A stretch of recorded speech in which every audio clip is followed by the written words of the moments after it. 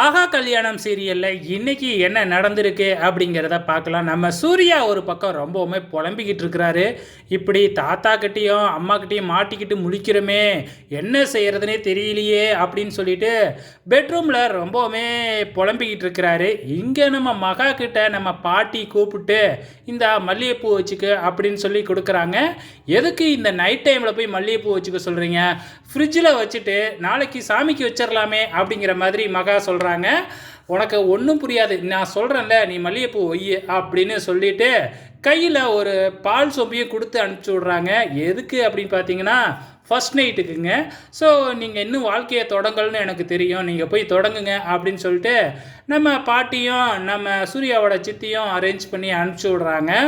இங்கே நம்ம மகாவும் அதே மாதிரி பால் சொம்போட உள்ளார போகிறாங்க. அதை பார்த்து நம்ம சூர்யா, என்னது என்னது அதுக்குள்ளேயா, இப்போ தான் நான் கொஞ்சம் கொஞ்சமாக சேஞ்ச் ஆகிட்டு வரேன்ல, அதுக்குள்ளே ஒரேடியாக போனால் எப்படி அப்படிங்கிற மாதிரி நம்ம சூர்யா சொல்கிறாப்புல.